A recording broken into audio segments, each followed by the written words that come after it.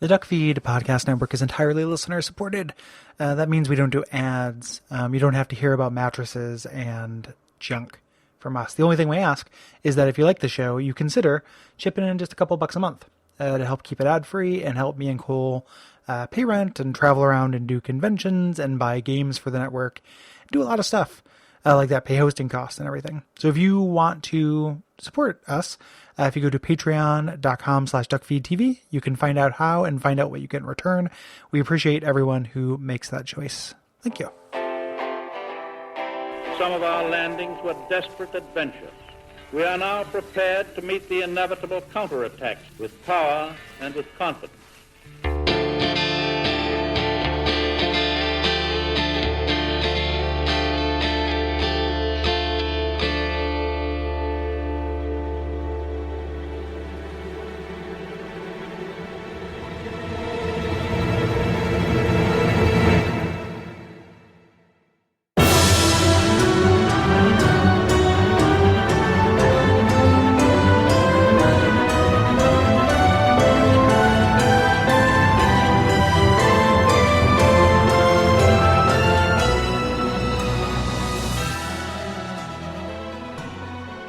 My name is Gary Butterfield. My name is Kole Ross.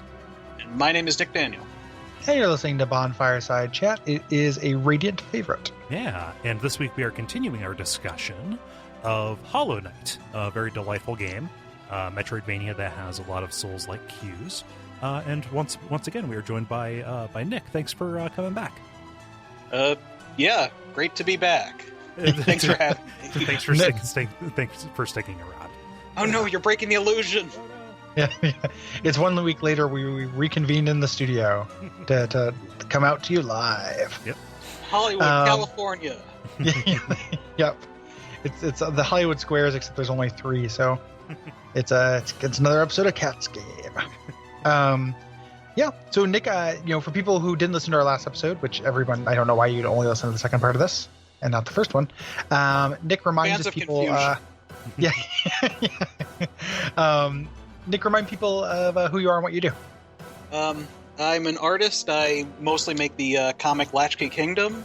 I also made a whole buttload of Hollow Knight fan comics, which I'm sure you can see on the links for this page. And I guess also taking commissions, do stuff for Retronauts. Working on Gary's book. I worked on his first one. I'm working on his second. Mm-hmm. So yeah, it's great work. So if you're not familiar, you should be. It's people who did listen to this first, they think I might be good at giving a pitch about myself because it's a lot better than last time. Because it's you led with more pertinent things this time. Don't tell them. So we're gonna hit the ground running right where we left off last time. We just went through the City of Tears, and now we're going to head to. And there are a couple different ways we can go from there, but we're going to head to the Soul Sanctum. Yes. Soul Sanctum, Soul Sanctum. It definitely sounds like some kind of musical act. This is kind of a sub area of the City of Tears. It's up in the rafters, almost like a big wizard's tower.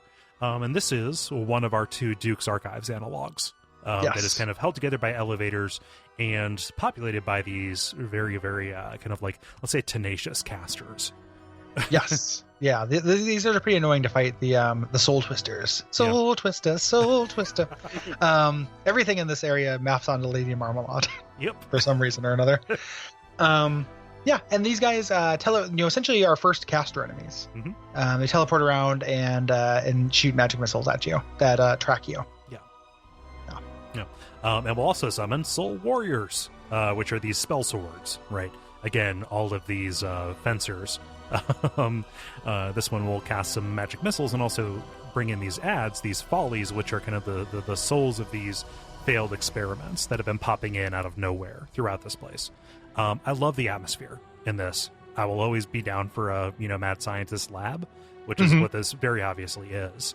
But it sells it in spades. Yeah, I like it a lot too. The way you get around here is, since it's primarily vertical, is lots of elevators. They do kind of a weird choice in this. They operate like Souls elevators where they're persistent. Like, you have to send them back down if you're going to die. But they put spikes on the ceilings of all of them. Yeah. Which I feel I have mixed feelings on. Because it means like you can never bypass them. Like I have a wall jump at this point, Mm-hmm. and it would be in some ways it would be kind of faster just to go up the shaft, and or go down the shaft, and you can never go down a shaft. An elevator will block it down at the bottom. You can't just like fall, Mm-hmm.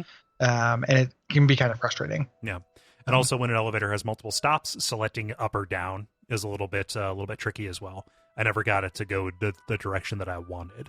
Yeah, not first. The first time. Yeah. Yeah, I had this weird impression where it was like which side you hit it from would matter, but turns out that is not the case. Yeah, because I mean, it looks like the switch, like if it goes, to the left, it'll go up, and if it goes right, it'll go down. But it just picks which direction. Yeah. Seemingly random. I had a very similar experience. Shrug emoticon. Yeah. Also, it'd just be a very weird elevator to use because it's like the switch for it is on the ceiling. You have to swat at it. Yeah. Yeah, it's made for people with antenna. They can just kind of reach up and nab that boy. Yeah. So again, like I guess the real noteworthy thing here, none of the people you're fighting here, other than the mages, I think are that different. Mm-hmm. And some of the other ones are not unique. You can run into these guys that dive bomb you. These belfries. I ran into these earlier in this because I went through in a different order. Yeah. They apply all over the game. Mm-hmm. Yeah. But the cool thing is that we're still being introduced to unique to this area, area enemies. Mm-hmm. There's not like an area that doesn't have a few token unique enemies, which is really great. Yes. So even though some of these fight the same as some other enemies, they're not exactly the same. So you still get that sense of variety. Contributes to that kind of tone of this weird mad scientist lab. You essentially do this long kind of climb up. You unlock your bonfire, your bench for this because you're making your way up to this rooftop to fight a boss that was a sticking point for me. Yeah. The Soul Master. Yeah. I think for everybody. Also, this is like the first bench I think you have to explicitly pay for. And it's funny because they have a lot of these, toll things. And in this case, when you put the money in, it sinks down to the ground. And then like the bench pops up on a pole and then like folds out. It was like folded in half. Yeah. It's like a funny flower. animation thing. Yeah. It's like a Coleman Folden bench. Yeah. Yeah. Yeah. This is a very tough fight because he's our first caster that we fought, and it is a caster in the sense of like a caster you would have fought in Hyperlight Drifter. It's a little bit bullet helly because it has these spinning orbs of soul energy. It has these homing missiles that are going to come after you. All the while, it is doing these kind of dive bomb attacks. And teleporting all over the place, including what I think is the biggest dick move of all, which is faking out on these dive bombs so that you think that you've dodged, but nope, it's coming after you again. It's the equivalent of like a Dark Souls like late swing. Yeah.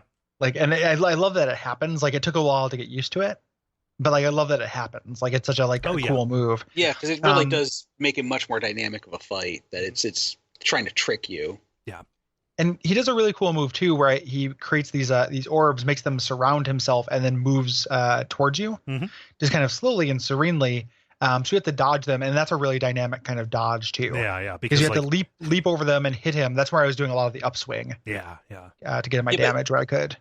Once you've gotten his pattern down, that's the best place to heal.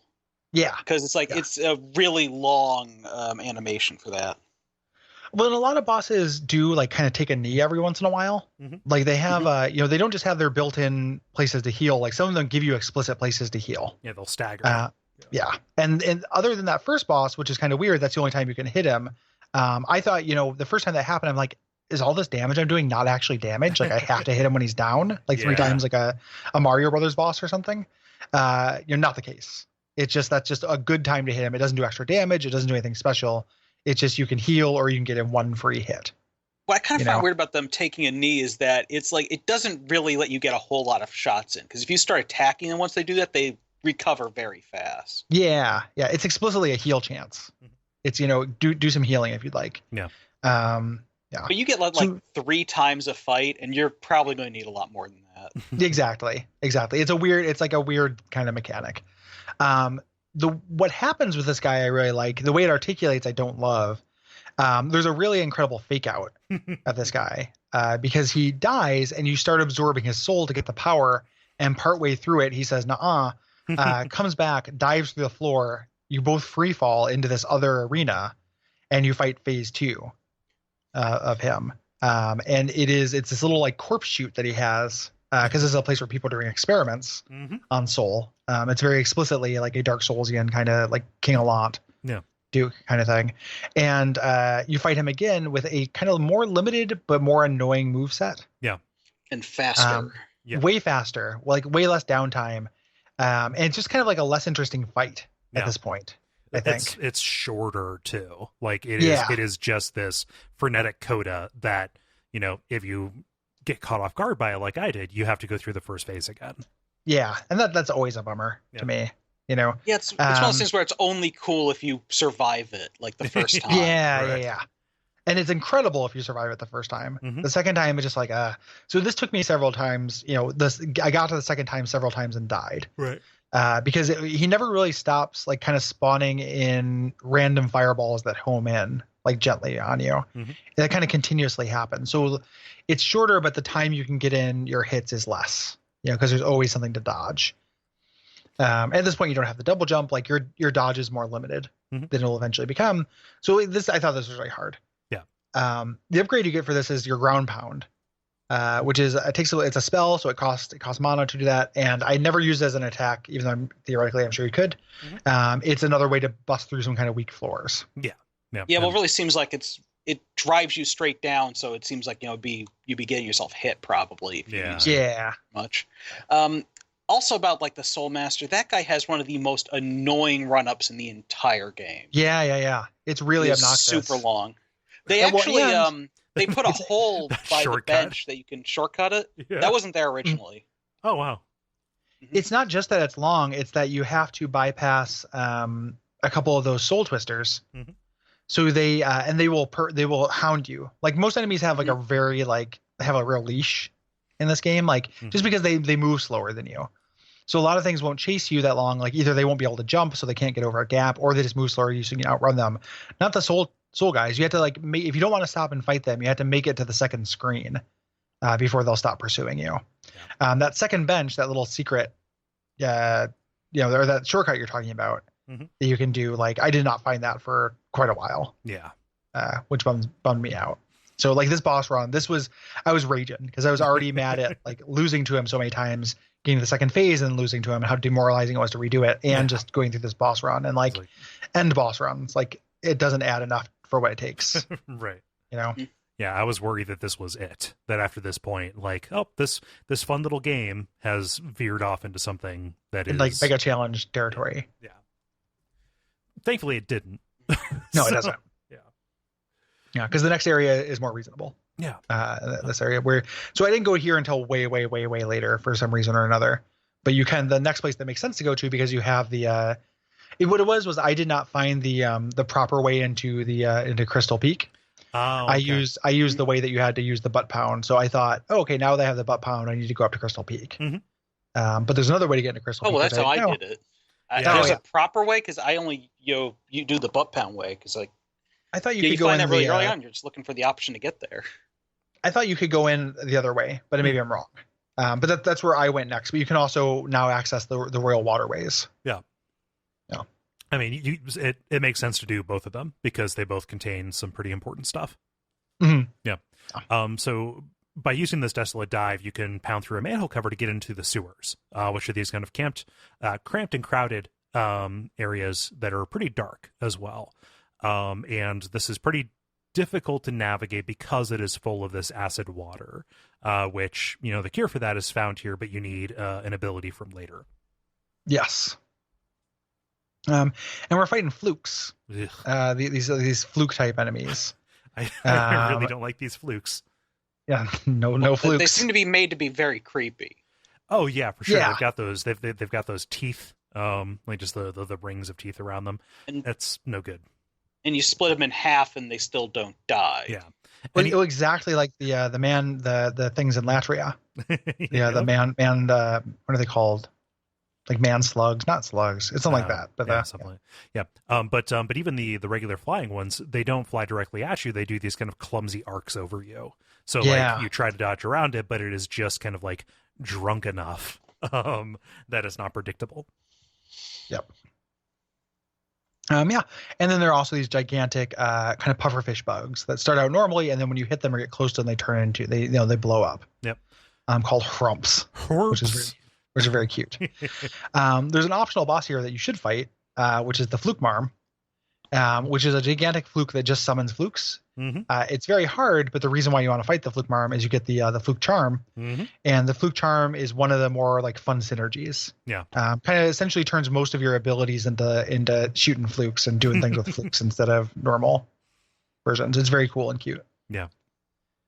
But the fight is just, she summons ads, like she summons flukes at you, and you have platforms to use as cover. Like there's not a lot to the fight. It's very hard, but you're just she doesn't have very many moves. Waiting for opportunities and trying not to lose your footing and drop down into the acid as you're avoiding these flukes. Yeah. Are we sure that's not water there? Maybe. I think I remember the Royal Waterways having more water than acid. By the time I fought her for real, I had the charm that makes it. Yeah. Regardless of which, it's not. I mean, it could be water, but getting in the water, you're very likely to get hurt because you move very slowly. It slows you down way a lot, but it's not automatic damage. And the nice thing about this fight is that it's very easy to get like under an awning and heal. So it's pretty hard to get in your damage, but it's not hard to find time to heal yourself. Mm-hmm. The more like the actual direct boss of this area is the Dung Defender, who has to be like a crowd favorite. Oh, for sure. He's got so much personality, and you can tell even when you're on the approach, you can hear his song. Like you can hear him doing this thing that sounds almost exactly like the voice of Jerry Seinfeld's girlfriend in that one episode. Hello. Oh yeah. La, la, la. And he's a dung beetle. And essentially like tosses a bunch of shit at you and converts and shit. Yeah, he lives in a world of shit. Yeah, more or less has fun in a maximally full diaper and really triggers the libs with his full diaper. This guy's bouncy turd boulder. So fun, like it's a real shit fight. Yeah. He brings shit to a shit fight. The thing is, like, Dung Defender is cool. So yeah. Don't associate with these other diaper boys. Yeah. He's the best for somebody who constantly shits himself and plays in shit. He's the best possible articulation of that. Yeah. Like I don't think it's his shit. It's some other creature's shit. Does that make it cooler, Nick, or is that less cool? Well, he's a dung beetle. Yeah, I guess. Yeah, it is his nature. Yeah. Yeah. I remember that old parable of the frog and the dung beetle. Yeah. But this is a fun fight because he'll burrow into the ground when he jumps out. He'll either do these bouncing patterns, or he will send up these eruptions of turd boulders. Yes. Yeah. Yep. And he kind of sings like during the whole thing. Oh, like he has he does that kind of voice and it's like a powdered toast man kind of thing. Emotes a lot. It's really great. Yeah. Like they're playing like a superhero theme song under it too. Yeah. The music is really kind of charismatic the here. Guy clearly thinks he's a superhero. Also, he's one of, they briefly mentioned some of the lore, like there's 3 or 4 knights of the city, and he's one of them. I think he's the only one you actually ever he's the only one you ever fight. Yeah, you only ever you meet 2. He's the only one that you fight. But this is like the equivalent of a legendary hero. Like this is, well, I guess Executioner Smo was not really a hero in that realm. Yeah. I mean, he's a legendary hero, but he's a very silly one. Oh, of course. Yeah. Yes. Super fun. Like I think this is a fun fight and really cool and cute. Yeah. He gives you the Defender's crest, which they didn't make the dung crest, which I think is a very funny joke, because that's essentially what it is. Yeah. Is it makes you smell like shit. Yeah, it surrounds you with a pigpen cloud. Yeah. Which gives you gives NPCs different dialogue, and then gives you a couple of very minor advantages. Yeah, it's like a brief AoE some of the time. Like Leg Eater or Leg Biter will give you a discount when you smell like shit. Yeah. But some people will kick you out of their store. Yeah. And stuff. And he actually, so Dung Defender, you don't kill him. He becomes an NPC. Yeah. And naps in his little secret lair underground, so you can summon him back up to talk to him if you like. Yeah. Which I'm happy I didn't kill him. I'm happy that he stays around as a buddy. Yeah. I wish I could have fought with him for the final fight. I would also like to have a plush Dung Defender. Of course. Dung Defender's great. Yeah. The real reason we're here is to get Isma to go into Isma's lair to get Isma's tear, Yeah. which allows you to be lets you swim in poison or acid water. Yeah. So it opens up new areas and also gets rid of the not instant death, but the warp when you die in instant death water. You have to have the crystal heart to get here, so it's a little bit frontsy backsy. But like this also by tripping the valve opens up and clears the cistern, I believe that lets you get down to some of the lower areas. Yeah. There's also a shortcut here that'll take you back up to the City of Tears, where you meet a pretty cool NPC who doesn't function for much aside from showing you what high society in the City of Tears was like. This is Eternal Emelita, who was kind of cast out from the upper circle for being eccentric, but her locking herself away, with that cool cake covered with spider webs, has saved her from the infection. Yeah. And she is really schadenfreude over that. Oh yeah, she is luxuriating in it. Yeah.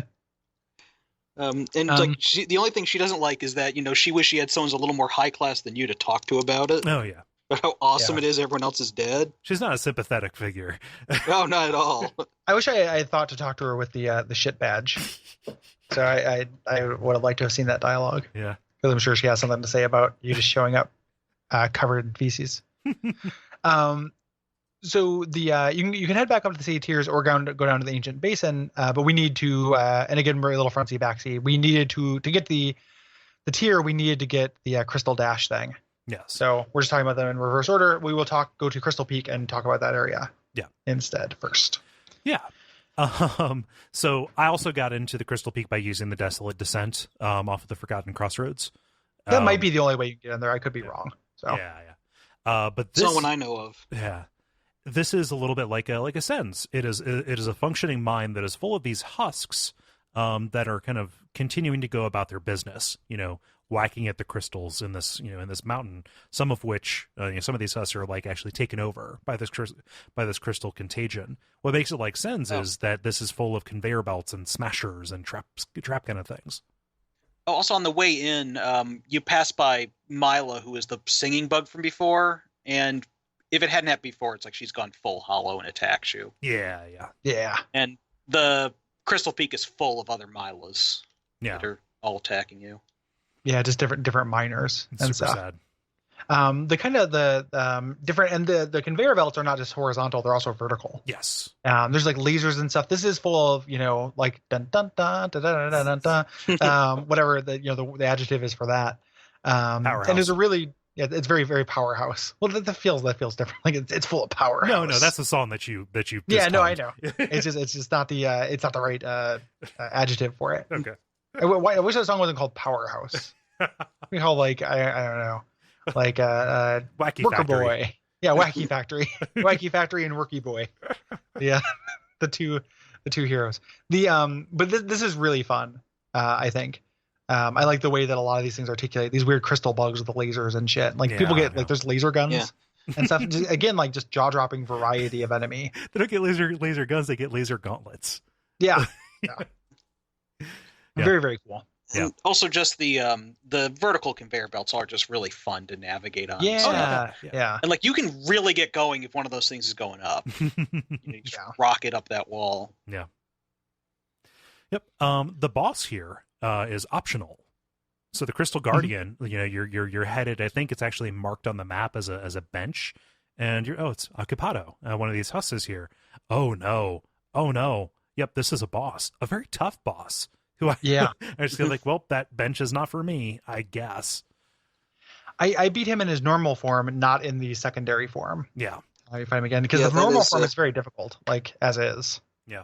I thought. And also it is a very distant bench. Mm-hmm. I mean, it's like it's not too far from a shortcut, but even that shortcut is a really long path. So it is a real slog to get there. So it's kind of a fuck you having a boss sitting on it. Mm-hmm. Exactly. I mean, I beat it the first time, so I mean it wasn't so bad for me. Gloat. But I can see where that would really be annoying otherwise. Yeah. If you could teleport between benches, I would be more into it. because being able to get up here to kind of like poke at Crystal Peak, because there's definitely things I missed. Like I didn't go find, there's a shopkeeper's key here that's really important. I didn't get it right away. Like came back for it. Like being able to get here quickly would have been cool, outside of that other shortcut which we were talking about, which is this like long shortcut back to Dirtmouth. Yeah. From this area above it, the Hollow Nest Crown. We should talk about the Crystal Guardians fight a little bit though first. Yes. Yeah. So he's beam based. Like if you like beams, you will like this boss fight. Yeah. If you like beamia coladas. Yeah. If you like beam and coladas. Yes. It's like beam and colonics. and the so he is a lot like a knight fight, with the exception that he has this kind of crystal power. Crystals like are used to generate some kind of energy in this, so he can shoot lasers down at an angle, and it does that kind of video game thing, like things are coming down at a 45-degree angle. There are safe places to stand, there are unsafe places to stand. The frustrating thing about that though is that he doesn't really stop doing his other stuff when that happens, as much as I want him to. Right. So like I could he's always moving. He's always moving, so you can get caught in a very small like area where it's very hard to like dodge. Like he moves through it and you're kind of in a cage. So I found this very hard. Yeah. And the boss run to it sucks. Like I did not know that it was optional. I thought maybe this guy would give me an item or something I needed, even if I didn't need it for forward progress. Yeah. And just so I fought him until I beat him, and it's just like, man, this boss run fucking sucks. He's before the goddamn bench, not after it. Like I got super mad at this guy. Yeah, it's a little hateful. Like after bouncing off him a couple times, I just had to stop and check and make sure that I was pursuing the critical path. And when I figured I wasn't, I was like, peace, I'm going to come back later when my shit is upgraded. What do you get for beating him the second time? You get a mass shard. Okay. So that's a health upgrade. One thing I have to mention, I really like the look of this guy, because he's like just a regular bug, but he has like a crystal growing on his head, and you can just see his glowing, infected eyes through it. And then also when he's firing the ray at you, it's like the animation for anyone who's firing these crystal rays always seems like they're holding it as far from their body as possible when they do it. Yeah. Like, they're almost afraid of the beam itself or something. Yeah. I think it looks real good. At the very top of this area is a sub area called Hollow Nest Crown. You need the double jump to get up here, but it's also your first source of pale ore, or one of the earliest that you can get. And that is what lets you upgrade your nail. This also gives you a kind of shortcut back to Dirtmouth, but it's like a shortcut to nowhere. Yeah, which basically just jumping off a huge leap in the screen. Yeah. You fall down.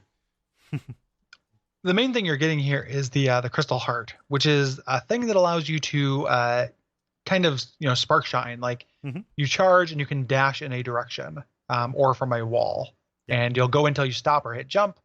And they give you a little tutorial area for this. And one of the critical things they teach you is that you don't always want to do this until you hit, until you hit a wall. Yeah, you'll have to manually stop. You can stop in air. Yeah.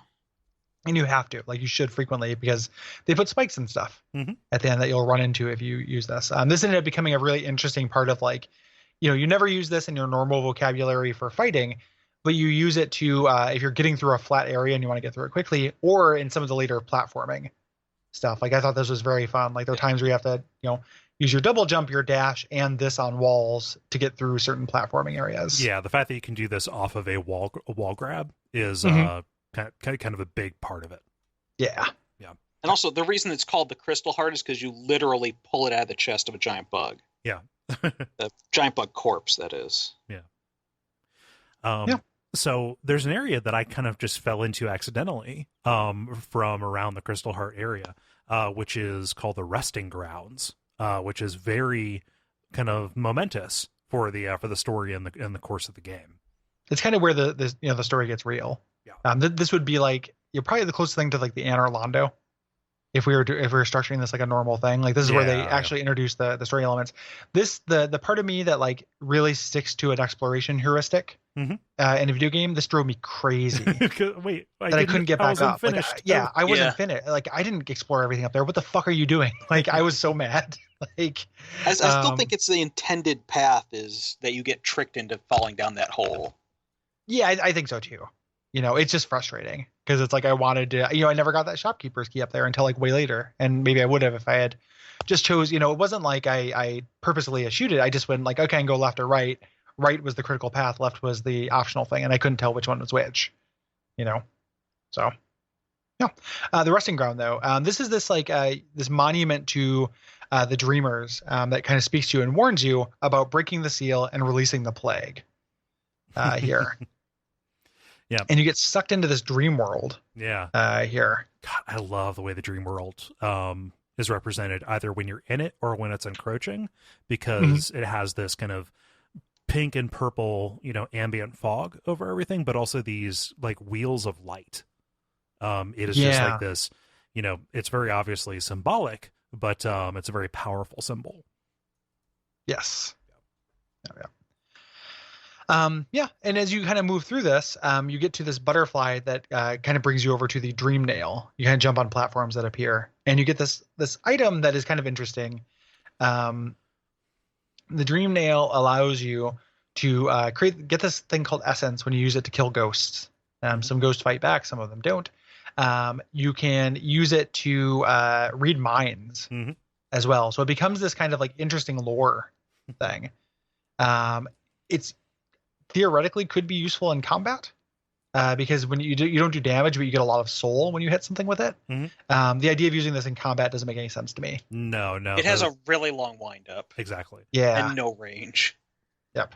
Yeah, some people do it. I don't know why or how. Yeah, and there's even charms to upgrade it, and it's just like, that is stupid. Who knows? Yeah. But what you're going to do with this essence is revealed to you by a character that we meet, somebody who actually rescued us from this, called the Seer, who's a moth, the last of these moths that kind of tended to the souls of the dead here. And so we have to, collect essence in order to sharpen and transform and eventually awaken the dream nail. And this is a path to the real ending of the game. Yes. Also, the moths, their religion, they worship the light, not the light that, is there's apparently the light in the game is a corrupting one, but there's like, they follow a true light, which I just find kind of funny because they're moths. Yeah. Much like this introduces these little kind of mini encounters that have real mixed feelings on. Yeah. Where you'll run into these trees, these kind of odd looking trees. If you smack them with your dream nail, it creates kind of an obstacle course. It fills the area with little, coins essentially that are worth 1 essence. And you can kind of go through and collect them. Sometimes this works. Sometimes I find it incredibly annoying. Yeah. That's collectibles, where's the last one? Yeah, I mean, it's exactly. It's a collectible thing, and it's always in areas like, except for this first one, it tends to be in areas where it's tricky for one reason or another. If it's tricky with enemies, there's no reason not to clear out the enemies first, and then it becomes trivial to get the things. If it's tricky with spikes, it just becomes kind of an obstacle course. I just don't know what it added. It always felt like a momentum killer. Yeah. Like I'm moving to explore, I get to a room, I see one of these trees, it's like, oh well, fuck. Like it also felt really weird because the tree, it changes forms when you collect everything, but nothing really changes. Yeah. Like it doesn't like every essence thing you collect is worth 1, which is a pitiful amount. No. And there's not like I expected that once you collected them all, there'd be like a surge of extra essence or something, or some actual reward. Or a reward for actually finishing all these things, and there's nada. Yeah, and that's very strange, because spoiler, like to get the true ending of this, you have to get 1,800 essence, which I think I got like 600. Yeah, and I was like, I'm not gonna do that. Like, well, most that's from fighting optional bosses. Yeah, for sure. Which, thank you for clarifying, because I didn't mean like you have to do this tree thing literally 70 times. You can ignore. I think you can make it like almost entirely there, maybe even there with it while ignoring the trees. Yeah, because they really do give a small amount out compared to other things. It's like 20 to 40 every time. Yeah. My first playthrough, I was really getting completions on this, and I was like killing every minor ghost, and ghosts that you don't fight are also only worth 1 essence, whereas the ones that put up a fight are worth like 100 to 500. So yeah.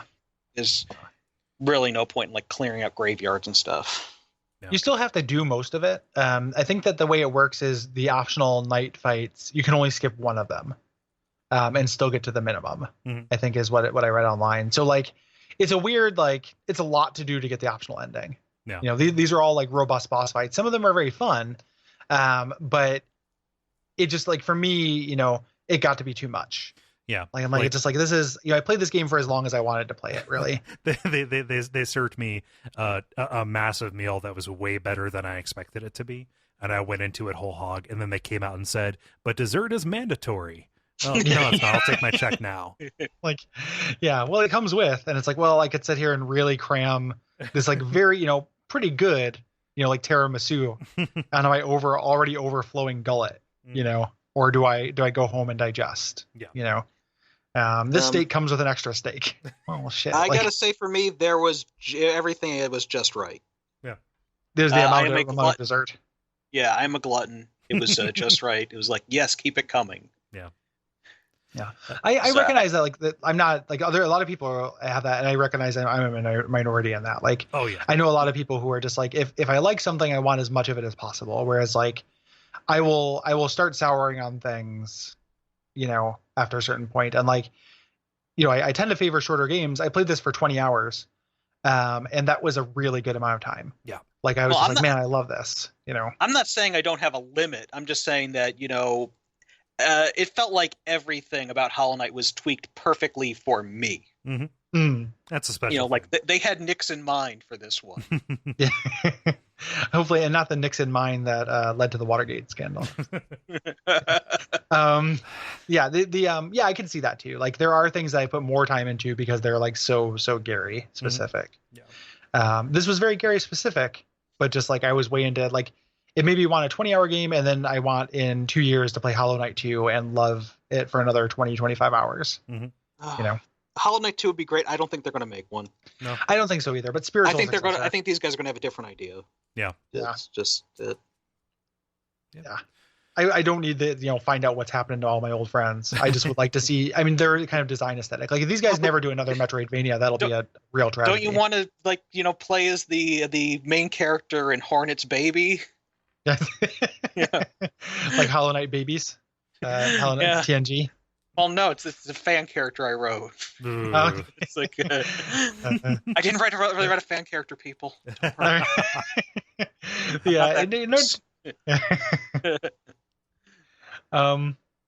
Yeah, so you do, again, you do the tree thing. There are those tree things. You can also, once you get to a certain level, you can come back here and find the Shrine of Believers, which is a graveyard where there are little one essence ghost that are all Kickstarter backers. Yeah. And they wrote their little messages. Some of them are cute, some of them are not, but they're all, like, cute bug design, so they're all worth looking at. Yeah, of course. And I think I said before, my favorite one was the one that tries selling you cookies. Yeah. Yep. That is a nice bit of levity.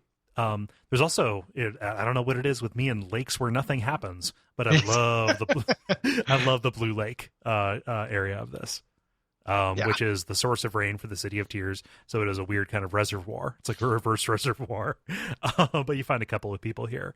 Like, you find Tiso, who's somebody, it's kind of a minor character a little bit. We've seen Tiso before, but Tiso was another backer character. Okay. It's one of the more developed ones. Yeah. And we haven't mentioned him before, but yeah, you do run into him earlier than this. Yeah, he thinks it's boring. I don't. I like it. It's nice and peaceful. Flying over this, by using the Crystal Heart is great. Yeah, and, the thing is, Tiso, he thinks he's a badass. Yeah. He has kind of an ignoble end. Actually, it really looks like you're going to fight him. Yeah. He's this little guy with the shield. It's like, oh, okay, like, that's his gimmick. Yeah. And he keeps talking about finding this Coliseum where all the real badasses go to fight. Mm-hmm. And he's like, I'm going there. Maybe you're tough enough to go there. Everyone else who thinks about anything else is a stupid idiot. Yeah. Yeah. He's a little rough, but he gets his. Yeah. Just you wait. So you can head down further below the sewers to get the ancient basin. Yes. Here. Yeah. It's at the very, very, very low, like almost near the bottom of the world. Yes. There. And in fact, the abyss is in here. Is blocked off by a wall of black energy. So, like, it is about as deep as you can go. It's a very short area, at least right now, until you come back later on. And you get here off of an elevator shaft from the Royal Waterway. And this place is kind of full of these infected balloons. Basically, just it is riddled with just free floating infection, and these Molech bugs, which are just kind of rings of teeth, right? Yeah, more or less. Yeah. There is a cool boss fight here. I love this. Where there's the broken vessel. And I love just even that, like, if you're only kind of paying attention to the story, like there's a great little bit of like, oh, wait a minute, when you run into this guy, because he looks a lot like you do, and he's called a vessel. So you start seeing like what that might mean for what your character is, you know, which I really love. It's like you, but he has this kind of cyst attached to him. Yeah. Nacy, this is one of the guys I'd like to buy a plush of. Oh my gosh, and the cyst would be like a little like squeezy stress ball jelly thing. Oh, yeah. I guess I'd probably prefer just regular plush, but I could see going that way. Yeah. The little water balloon. Yeah. Thing. But yeah, he looks a lot like you. His mask is a little bit more asymmetrical, probably because he has this cyst sticking out of it. Well, and there's a huge crack in it too. Yeah. So yeah.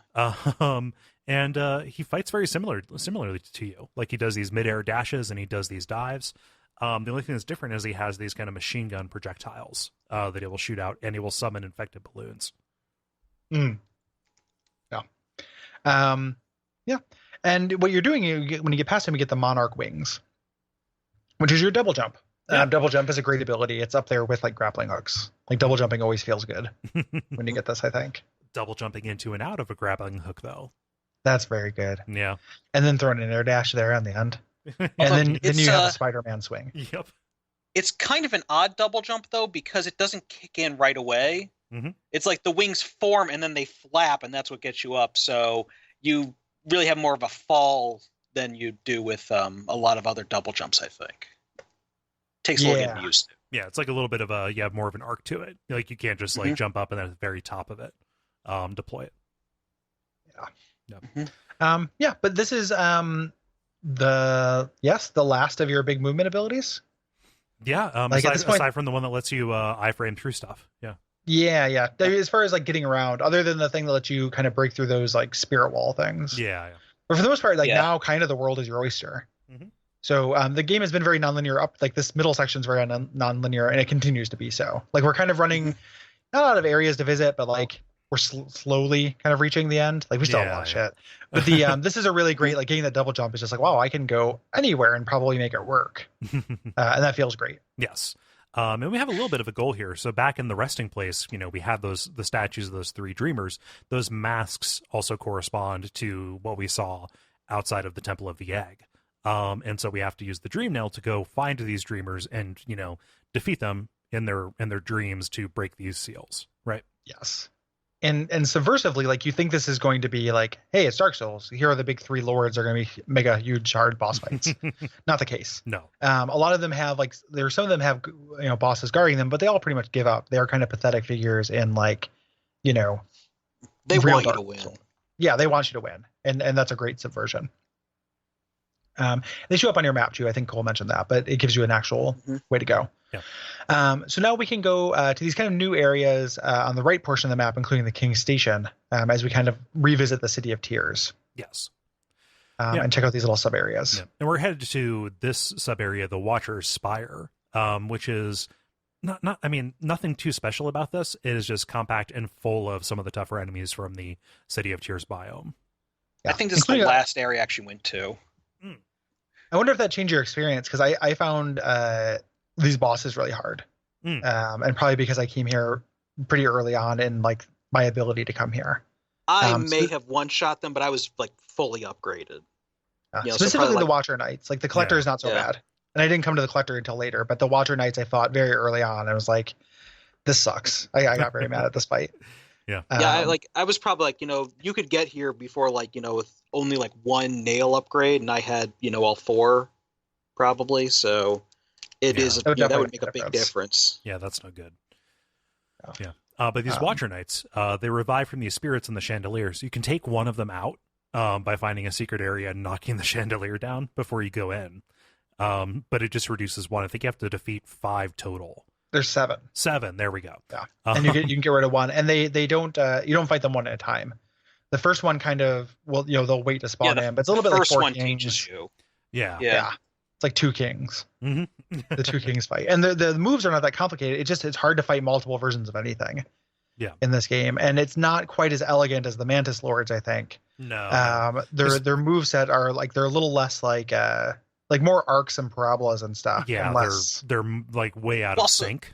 They're a little more, they're constantly in the field, whereas the Mantis Lords are sort of like disappearing in and out all the time. Yeah. So these guys, they're always taking up space, limiting your movement. Yes. Yeah. Like a lot of the field becomes hurt box with these guys. Yeah. And yeah, you have to defeat 7 of them. So like, it feels like it just keeps on coming. Yeah. The hits keep coming. And they keep coming. And these guys are guarding this all-star named Lorien the Watcher, who is one of these dreamers, and is this person who's bound to watch the city for the king. Right. This kind of overlord of the city, who again, like, you don't have to fight Lorien. It's just that's it. No. So you use the dream nail to go inside, and then you just have to take her out. Like, she surrenders her life to you. Mm-hmm. Yeah. I found this like even playing this through twice, I always found this weird where you go into their dream with the dream nail and then you have to just beat the crap out of them with the regular nail. Yeah. Even though they're just standing there, and I'm just like, and once you do that, you don't use the dream nail. You have to absorb it. You have to do the healing thing. Yeah, use the healing thing, which that always throws me. And it's it like threw me every time too. I'm always sitting there, and then like it's waiting for you to do it, and then the prompt comes up telling you to do it. Yeah. And it's like, why would you never use the healing for anything like absorbing anywhere but side these 3 instances. Right. So it's weird. Yeah. Like there's something about your soul, the focusing, and the abyss, and also, absorbing this energy. Like, like you come from the abyss. Now that is something that is revealed later. So like maybe that is, what they're trying to get across here, but who knows? It's very weird. It just feels so weird because holding in the button always expends magic, so it feels like it's different from sucking in magic. Yeah. Well, and it's the fact that there's a tutorial message there where there's not usually means like we're not the only people who had that problem. Like, they allowed for that, so they just tell you what to do. Yeah. There's another sub area here in City of Tears called the Tower of Love. Yeah. I love this. This is where I think that this is where the singer is. Is that correct? Oh yeah. Oh no, that's confused. Oh wait, no. This is Tower of Love's where the collector is. Yeah. Oh, okay, gotcha. Yeah. The singer is, and what's the name of that place? It's something like that. It's very off of similarly named. Yeah, it's off the City of Tears. That's a great sure if it was named, but yeah. Yeah. Is that elsewhere in the notes? Can I talk about that real quick? Go ahead and talk about it. It's not. I don't know what you're talking about. It's very minor. But there's a character you run into who is sane, who's a ghost rather, who's in this like club. Like there's this little entertainment place, and she's singing this song, and like it haunts you as you're getting closer to it. It gets louder and louder as you get close to it, and you can't talk to her. There's nothing you can do. It just provides an alternate soundtrack for this area in the game. And that was the one time I felt bad about killing a ghost. Because I was like, oh no, you could totally talk to her. Oh, like she wouldn't. I couldn't get the talk prompt to pop out. Oh, but yeah, she. Well, no, with Ghost you have to hit him with the dream nail. You have to. You don't have to hit him with the dream nail because that absorbs. Hit him with the dream nail, that kills him. Yeah, that's what I did. No, but I know you can definitely talk to her because she talks about how nice it is having an audience again. Okay. Yeah, and, I couldn't get that. Yeah, she invites you to stay and listen, and which I did for a while. Oh, yeah, it's. I think that it might be you have to be in a certain space. I know that like the merchants in the game, if you get a certain like distance from them, that's when you trigger their inventory. Their sales interface, and if you get another kind of certain distance from them, that's how you get just talk options. Well, it's usually if you walk behind the counter. Yeah. Like if there's a counter, there's not always a counter is the thing. Yeah. So it could have been that where I wasn't in the right space to trigger it, but I was just trying to read her mind, and the dream nail was still new to me, and ended up murdering her, and then it's just eerily silent in that whole section. It's a really, really great little touch as like just this kind of irreversible thing. Yeah. I was doing that with my first playthrough where I really thought I needed to collect everything with the dream nail. Yeah. That area is called Pleasure House, which is different from Tower of Love. Yeah. One of them is a kind of sensual, physical love. The other one is the kind of love you might have for a can of Fresca. Yeah. Both of them are names of brothels. Yep. Yes. Yeah, they both sound very brothely. Yeah. The Tower of Love is where the collector has taken up taken up a lair. He is the person who's been going around and getting all these grubs. In fact, he is trying to preserve all of these different species by collecting them in jars. And as you're going through, you can actually like free them. And by free them, I mean crack open the jar and then kill them. Yeah, crack open because they're enemies. Warm one. Yeah. It's like the mosquito things and stuff. Yeah. I love this as like kind of a play on keeping bugs in jars. Yeah. Like this is the like bug collecting is a thing. Yeah. And this guy who's doing it in the game, like it's a very just clever take on the theme, or not theme, but like the the theming. Yeah. Notably, this guy isn't a bug. Yeah, exactly. Yeah. I'm really cool. unclear on what he is at all. He's like an abyss shade. Yeah. Well, I guess so. I mean, the thing is, like, they also look like a snail, just without the, the shell at all. Yeah. Because they also look like abyss creatures. So, yeah. I don't know. But yeah, a snail, also not a bug. A snail as well. I suppose. But this is kind of like a summoner fight. Like he will jump around and he's laughing the whole time. But he summons other bugs in to do the fighting for him. Yeah. He just have a really cool laugh. It's like whoop, whoop, whoop, whoop. It's a real stage laugh. Yeah. And the treasure you get is really meaningful because he gives you a map that shows you where the rest of the grubs are. Yes.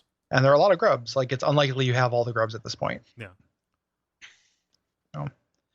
He uploads the Grubhub app onto your phone, and you just log on to Grubhub and see where the grubs are. Yeah. The next kind of main area you can go to is the Deep Nest, and this is an area that, in my reading, frustrated a lot of people just because it is a bit of a spike in difficulty. Mm-hmm. You have to, save up the money to get the firefly that'll light up the way for you. And this is full of spiders, all of whom are very difficult. Now, you think this is a spike in difficulty? I did this section right after the Soul Master. Okay. Oh, wow. Yeah. Yeah, that's tricky. You can get here way too early because the front door is through the Mantis Lords. Uh-huh. Yep. Yeah. And the thing is, there are a lot of people, like NPCs you'll run into, they're telling you, it's like, whoa, this area is way too hard. It's like, it's really dangerous we got here. Yeah. That was when you run to Cloth here, and which immediately got me thinking, it's like, oh, Cloth, you're going to die. No. I just know it. Nothing good happens here. Yeah. Yeah. This is the most expensive thing you buy is that lantern, more or less. And the lantern is useful in other areas. Like it'll kind of light up dark areas in general. And there are a couple of like temples and kind of places like that are explicitly dark. There's a temple in the Green Path that has that's dark and full of spikes, and you can go fight one of your optional ghost bosses there. So there's other reasons to have the lantern, but this is the lamp. This is where you actually need it, though. Yeah, because without that lamp, it's like you see like, basically a character width around you, which is not nearly enough for anything. No, especially with the fact that you have these arachnids who are coming at you fast or also spawning out of midair. Yep. Yeah. And so like, again, this is a kingdom of bugs. This is a kingdom of insects. Where does a spider fit in with this? Well, they are, a separate civilization, but it's almost like they're werewolves. It's almost like they're, like this barbarian kind of clan that is hidden deep down below everything else. Yeah. Mm-hmm. Yep. Yeah. So you're fighting like a lot of different kinds of spiders. This ambushing is kind of the name of the game here, similar to a Green Path. Like a lot of spiders pop up, and an NPC will tell you that like things just kind of pop up out of nowhere here. And you fight these little guys that pop up. You fight these the stalking devouts, which are huge masked bugs that are pretty tricky. Again, it's like fighting something with a shield. They have a 3-hit combo that has a larger range than you think. Yeah. So you can fight them, you can hit them and back off. You just need to back off further than you want. And also, they're only vulnerable right before and after that they do that move. Mm-hmm. And they're often in tunnels, so you can't really get above them. If you can get above them, you're fine. You can't often do it. This is the opposite of those big nights where like figuring out how to fight these guys, it still wasn't fun. It was still boring, as opposed to the big nights where I ended up having fun, even though it took a while. Like these guys, I don't think work that well. Yeah. They have one of my favorite enemies in here, which are like, there's guys that look like the sort of like regular scrub bugs you were fighting, like, in Crossroads, the first section, except that when you kill them, they wait a second and then legs spread out their sides and they start like a whole nother creature is walking around sideways. Yeah. It was like a parasite that was moving him. Everything is crawling and teeming down here. It's actually like it is played to be scary. Yeah. Spiders crawl across the camera. Yep. As well, like it does some like Eternal Darkness shit. Here, it is so infested. Yeah. Pretty cool. There's a real like double take thing that can happen while you're down here, where you can see your double in the periphery. Yep. Like, wait a minute. What? Why are you running away? It looks like it's exactly like you. I ended up not fighting this, and the reason being is I was like, oh, I'm gonna go explore this other area and I'll come back later, and then just didn't. Yeah. Like I didn't chase him down because I was like, hadn't found a bench or something like that. I was not ready for a boss fight, and that's what I felt like it was going to be. And I read about it later. Deepness is really sparse with benches. Yeah. Which is cool because it's a challenge zone. It's kind of what they have instead of having a boss at the end of it. But this is this optional boss, Nosk. Yeah, you can run to. Very easy boss actually. It just has 2 attacks, does them quickly, and alternates between them. He's got a charge and a jump. And it's also kind of a smaller arena. Good. I don't think you explicitly mentioned what Nosk is. Oh yeah, because he's kind of like you track down the guy who looks just like you, and then his head turns to the side and all the way around, and a giant spider comes out the back. Yep. And it's like we thought where antenna is actually the mouth. So it's a you mimic. That's real cool. Yeah. But yeah, he has lured you. It's like his specific niche in the ecosystem is he has evolved to look just like these vessels, and he's going to bring every last one down here. Yeah. So although from the corpses that are strung up around his arena, it seems like he's just killing a lot of everything. He may be more of a multi-purpose mimic. Yeah. Like that aisle at Home Depot. Yep. That's I didn't fight him. I watched it online. Yeah, it's a cool, creepy design. Yep. I like the idea of that. When you head to kind of the terminus of this, you go into this area that is covered with spider webs and has a very suspicious bench in the middle. Here, where other Huss are encouraging you to sit on it.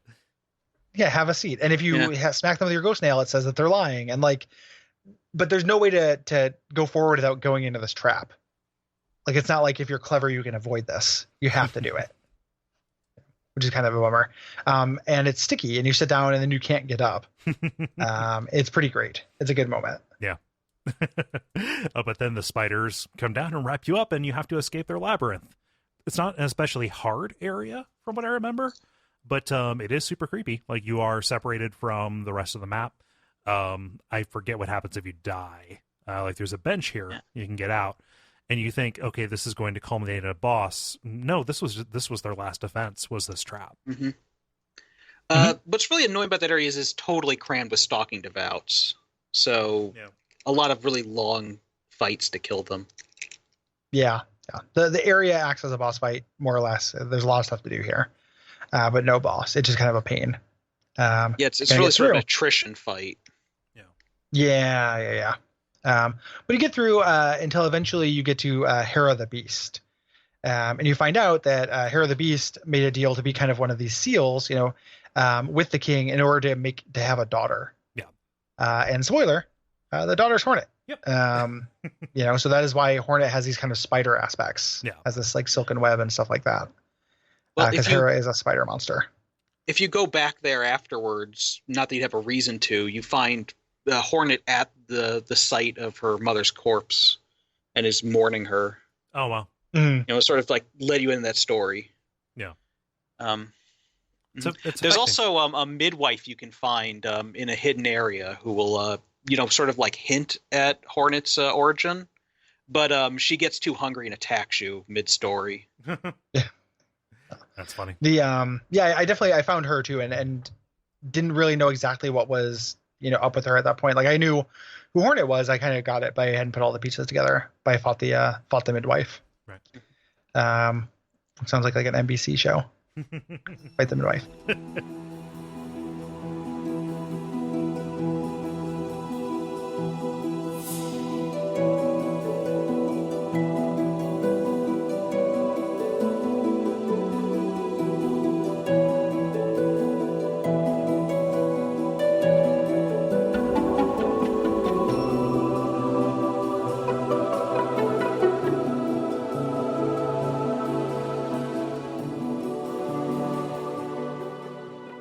There's a really cool, one of my favorite touches in this game is this kind of sub area here, which is the failed tramway. Yeah. Which, like, one, I love what that says about the world. Like them trying to bring infrastructure here and not being able to. Also, as a general concept, I love dead subway stations. Yeah. It's like, oh, trains don't go there anymore. Yeah. But also, it's the zone. stupidest place in the world to build a tramway. It's like, oh yeah, Monster City. Let's make mass transit to Monster Town. Mass transit to Monster Town sounds pretty cool to me. Yeah. That's my signature wrestling move. Yeah, that's a mod for City Skylines that I'd be way down for. Yeah, but you don't want to go to Monster Town yourself. Think about it. I want to send people to Monster Town. Yeah. Yeah, what if you want to put somebody on the first bus to Monster Town? And you want to be able to make that threat. Like, hey, there's just going to be 2 hits. Me hitting you, and then you hitting the road to go to Monster Town using this train. It does. I'll work on it. I'll but I make think that like shorter, the faster. success of mass transit will depend on people wanting to go to those locations. You can't count on a large enough number of people sending people to Monster Town. Yeah. If you build it, they will Yes, they come will. to Monster Town. If you build it, you will send. Like, if you build it, you will banish. Yeah. But like, yeah, well, it's a failed. See, history has proven you right, Nick. Like, it is a failed transit. Yeah. It's not like they showed it and it worked. Yeah, and that's why all of our public money should go toward rehabilitating highways as opposed to putting in effective light rail. Well, also because cars. Yeah, our cars all over the world. Yeah. But I like what this says though, because like at one point the kingdom had hopes of kind of integrating with the society of beasts, right? Either that or this was once a place that was taken over by the spiders. Like it says something about the fact that they even attempted to build this. Yeah, like Also, that the king even like selected Hera to be one of the dreamers indicates that there was like this reaching out for connection. Yeah, absolutely. Like it kind of shows the values of the kingdom and kind of the sense of expansion to see its frontier there. Yeah. You find this tram ticket here, which allows you to do this other kind of limited form of fast travel. Yeah. Fast travel is like a hard way to put it. It's just really this train. Yeah. That can go back and forth between a couple of set points.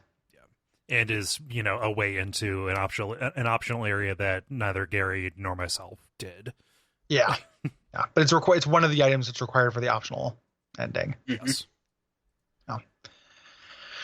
Kingdom's Edge. Yeah, which is on the far right side.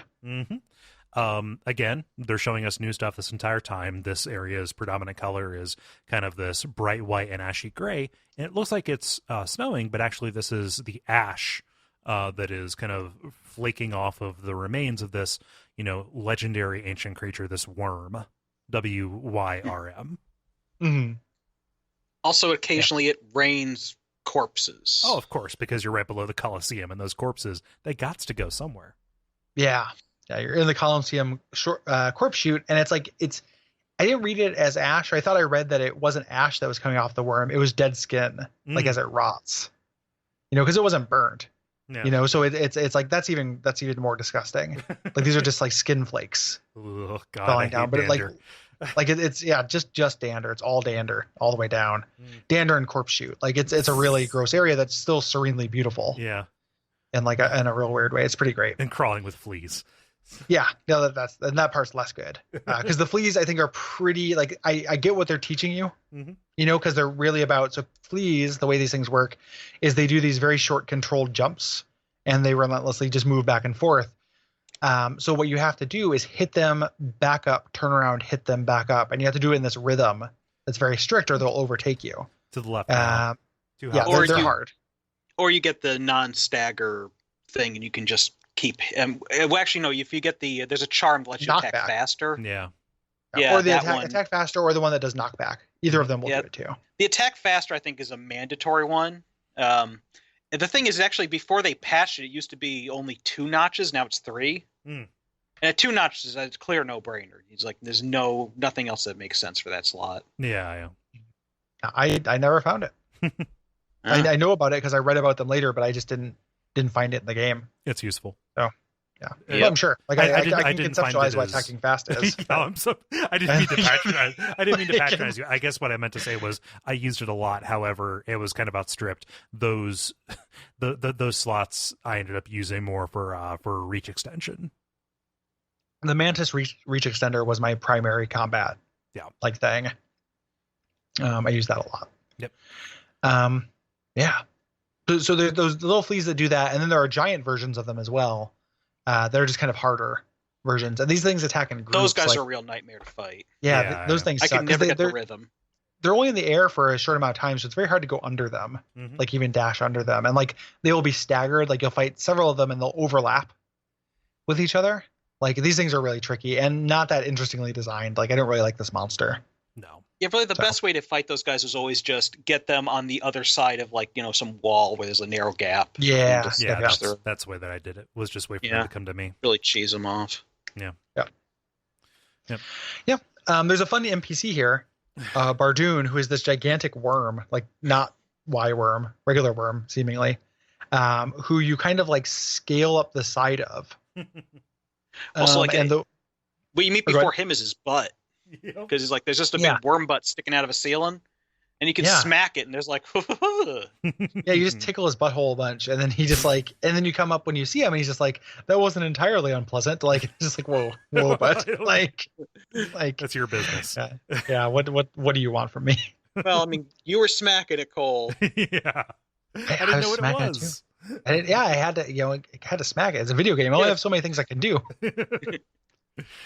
Yeah. But he will give you some of the history of this area, talking about how the king slayed the worm. Yeah. And I think he's the one that lets you know that the worm is rotting, and that's what we're dealing with here. Yeah. There's also another nail master here who teaches you the dash slash. Again, very arguable usefulness for these. Yeah, situational would be an overstatement, I think. Yeah. Even. So also, you're on your way to the personality has. He's like he's the guy who like says like, oh, I have to teach you the skill because of my master, but I don't have to do it for free. Yeah. He wants money. It's the greedy one. Yeah. At this point, you have nothing to spend money on, so you may as well. Yep. Yeah. Give it to him.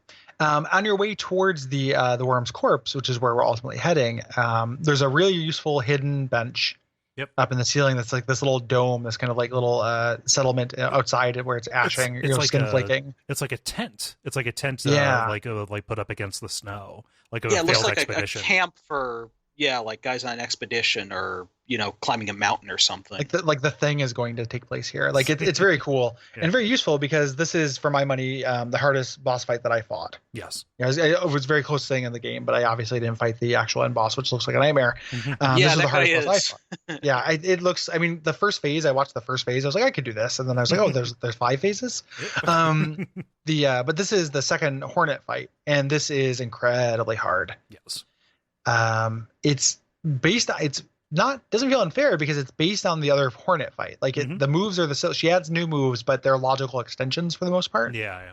The only move I really noticed that was new was the sort of area denial where she leaves the spikes in the air. Yeah. Yeah, the traps. There might be a few others, but that's the really notable one. She'll also get back on her heels and set up for a parry, so you need to know when not to attack her when she is like baiting you into it. Yeah. Or if you attack her, the way parries work in this game, it doesn't stun you. So if you can get out of the way quick enough, you're fine. Yeah. It's just like a fast counter attack. It's like basically just see a quick flash of light, and it's like you need to move out or something. Yeah. It just goes on forever. It does, yeah. Like it's just like at the point where she starts like putting up briars, like it's like okay, this is about the halfway point, and it's probably closer to 1/3. It just goes on, and if you don't keep up with those briars, they're cumulative, like they'll just keep happening. So you have to spend kind of half your time clearing out the arena so you still have maneuverability, and half the time trying to get your hits in. Yeah, and they come in like 3 at a time, right? So there's a lot of them. The frustrating thing is that is the best time to heal, but if you're healing, you're not getting rid of the briars. Right. Like you're making a choice there. So like it's just very tricky. Like it's a very hard boss fight, and I know I was underpowered. I know my nail was not quite strong enough, but it still like drove me pretty nuts. Yeah. I think I found that the charge attack really helped because it gives you a really big slash that you can hit her and the briars at the same time. Yeah. This was the fight where I used the fragile strength or whatever that was, and just completely juiced everything else about me to deal as much damage as quickly as possible. Because like making this into a battle of attrition that would have lasted forever, I couldn't outlast her because she was too quick, too aggressive, and again that wacky flailing web attack that she did, just caught me off guard so much that I just wanted to end the fight as quickly as possible. Yeah. But it goes on for a long time unless you can DPS her very well. Yeah. It's still a fun fight though, and so after the fight, she kind of leaves, and you can continue through to the cast-off shell of the worm, like the actual corpse of the worm. Mm-hmm. Inside, you find an important item, the king's brand, which makes you the king, and you get this message like, you are now recognized as the king. Yes. The shell starts collapsing, but Hornet gets you out with her Spider-Man grappling hook. Yeah. Now, just a little side note, that bit is actually what inspired me to start making Hollow Knight comics, because I had a joke about how Hornet's totally into you after that.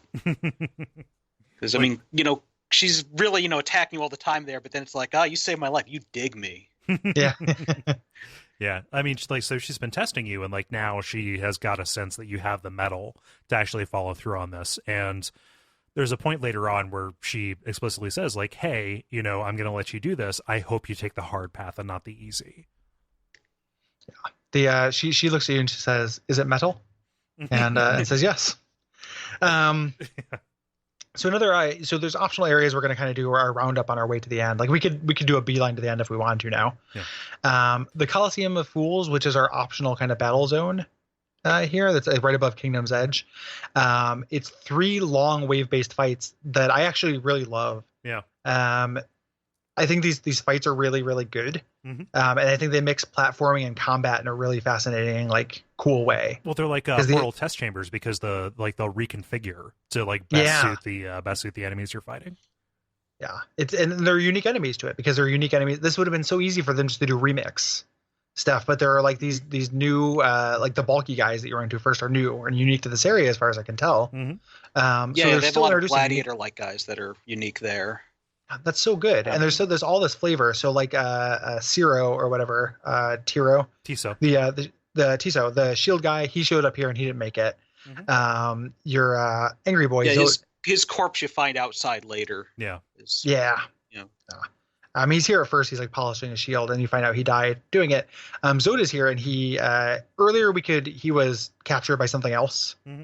I think we skipped over that, but he was wrapped up by a spider in Deep Nest. Yes, yeah, that's what it was. He shows up here, and he is also in rough. You don't run into him until you fight him. Right. He's the boss of the first of the first kind of round. Yeah. Well, actually, he's in a cage if you first go to where the bench is there. Yeah. You'll find him in a cage, and once again, if you talk to him, he's like, "I don't need your help. I want to be here." I mean, it's bullshit, but that's out for you. Yeah. So you get to the end of this first wave, and he comes out like, okay, well, I've got to fight this guy. I wonder if he's not as tough as he says. In fact, if you decide, like, I was like, oh, well, I'm going to let the little guy get a hit in, he can't even damage you. Mm-hmm. Also, you can like totally juggle him, which there's like no one else can you just hit that much. Yeah. Pretty cute. So it's like you have this like little real fun personality point, moments. But you also I think the fights are really good. Yeah. And you get meaningful upgrades for the first 2. Yeah. You get tons of money. And the fool, the Coliseum of Fools is King Fool, mm-hmm. who is a corpse that watches over this whole thing surrounded by other bugs watching. And it's such a good image. Yeah, and they cheer everything. Like, you can see like sometimes they stop for a while and like, when there's lulls in the action, but then like if you do something big, it's like, yeah, it's great. It's really awesome. Yeah, it's actually, very good. When I first got in there, I just started laughing because like there's all these guys and like clearly they're all around a corpse on a throne, and it's like no one cares. They're just having a good time. It's pretty awesome. Mm-hmm. Yeah, I really love it. There's 3 rounds. You get those meaningful upgrades. I think one of them is a crest. One of them is a slot. Mm-hmm. Or no, maybe the first one's pale ore. Yeah, pale ore. Yeah, pale ore, then a slot, and then the last one you just get money. Yeah. For and like an achievo. Yeah. The last one's called The Trial of the Fool, so I think it's kind of saying it's like this is extremely pointless to do this one. It's just for being badass. Yeah, it's just to fight a new boss. Yeah, who is pretty underwhelming. Yeah, even though he's called the God Tamer, which I like because I hadn't found Tiso's course at this point, so I was positive I was going to fight Tiso. Yeah, but that loser just got killed like a scrub. Yeah. So very cool. I never found the hive in this. I had to look this up online because this is a very hidden area. Yeah, it's also very small. Well, you can see chunks of the hive from Kingdom's Edge if you come in by the tram. You can get to like spots where you're able to just dip inside, and it's a beehive full of like honeycomb structures and honey and everything. Mm-hmm. I knew it was there, but the way you actually get in is through a hidden wall that's over spikes. It is very difficult to find, yes. Basically, getting Cornifer's map really helps you figure some of it out, because you just have to, he is mapped inside the hive somehow without breaking the wall to open it. And that will give you some clue of like, well, it has to be in, one of these offshoots that comes out to the connects to the rest of the map. It's pretty cool. There's like 4 unique enemy types in there. They got like some grubs that are actually have a beehive built around them, and they just kind of squish around until you kill them, and then bees come out. And they have these special charging bees that do like a ramming attack that you need that can destroy walls, and that'll get you into certain areas. Like you need to pick up special stuff. There's like a mass shard in there. Yeah. And ultimately at the end, there's like a queen who basically just tells you it's like, it's really weird because like in the background, there's this like huge, bee queen. But then like her ghost is standing right in front of it. And it's just you-sized. And she's basically like, yeah, I'm a queen, but not of the country you're thinking of. So you don't really need to concern yourself with this shit. Yeah. Run along. They had nothing to do with Hallow Nest. Yeah. And then there's like just a charm you can pick up there called Hive Blood that it recharges your health, but it takes a real long time to do it. And it only recharges the last hit you took. Yeah. Yeah. Yep. And also which seems like could be useful, but I just was okay without it too. Yeah. It's actually really the only prize you get from this. Yeah. People swear by it for the White Palace. Yeah. Okay. Because that is where you're taking a lot of hits between stuff. Yeah. Yeah. Let's progress this story by going to the Abyss, because this is a really momentous area. Mm-hmm. Yeah. So this only opens up once you have the King's Brand. It's this large pit you can kind of fall down. To get up, you have to do your kind of like end of Metroid platforming back up. Yeah. And this whole place is occupied by shades, which are what you have, chased after you die. The way you pronounce that made it sound like it was shades with a Z. Like just something about how you just said that. I was just like, yep, it's populated. Cool it's mostly kiosks filled with sunglasses. Yeah. Yeah. Shades. Yeah. I'm very tired. And then you put them on when you win an argument. Yep. Yeah. Yeah. But you're fighting, spirits that resemble what you go after to get your Geo. And they attack for huge damage down here. Yeah. So you need to there's like this dark sea that's down here. You need to activate a lighthouse for. Yeah, otherwise it'll let you reach up and attack you as you fly over. Yeah. So you have to scare away that thing, and then this get you this dark fountain, where you get kind of like your most meaningful upgrade here, other than just kind of story progress, which is the Shade Cloak, which gives you lets you dash through abyss walls and gives you iframes. Yeah. Abyss walls where there's not that many of them actually, but they've blocked off a couple of pieces of progress we've seen so far. There's these kind of like pulsating walls of black energy. Yeah. I love the set piece where you get this, which is like it's a big statue that's holding an overflowing fountain that is full of this abyss energy, and by standing in that, like you suffuse yourself with this darkness. It looks kind of Geiger-esque. Yeah.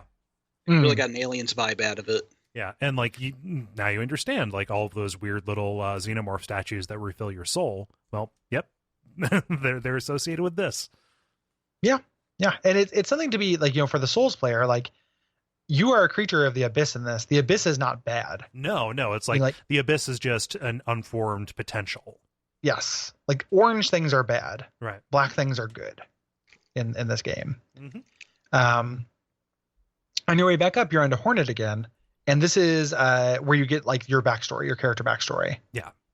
That you are a vessel and what exactly a vessel is. Yeah. So the king, knowing that this plague was going to take everything out, and knowing that most of the other efforts to seal it away, like we saw in the Soul Sanctum, would fail, kind of came up with this scheme to create shades and harness the power of the abyss to create these vessels to venture in to the source of this of this infection in the Temple of the Egg, and kind of harness itself there to act as a bulwark against it, to kind of contain within its own dreams this corrupting force.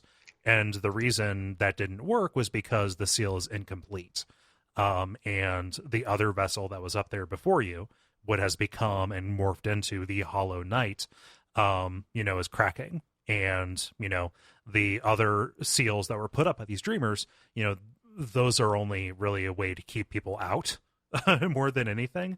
And so your quest is to, get in there and try and set the seal up again, or so you think. Yes. Yeah, frankly, the Dreamers really seems like a bad idea because it just prevents needed maintenance. Yeah. Yeah, more or less. Yeah. So it's cool on a symbolic level. If you think about it too hard, it'll fall apart. Yeah. And it's also just not, it's the way, if you unfocus your eyes and kind of experience the story without really trying to get a direct meaning and everything out of it, it's better in general. Yeah. I think, the more you think about it, the kind of like, it doesn't fall apart totally, but it's less cool and less original than initially seems. Yeah. But just, it's told in a cool way, so it feels cool. Right. Yes. But tell me where you've heard this one before, where there is a corrupting force that is, that they attempt to do a bunch of rituals to hold back, and then ultimately somebody has to sacrifice themselves in order to, be the thing that keeps it, things in place. Yeah. The weird thing about the story is that that I think the most interesting thing that they don't capitalize on is that the corrupting force, like its origins, the idea of we're talking about in-game stuff, but we're just going to talk about it because there's no spoilers in this. Like the Radiance, this thing that is this old force that's driving everybody mad, is what bugs actually are. Mm-hmm.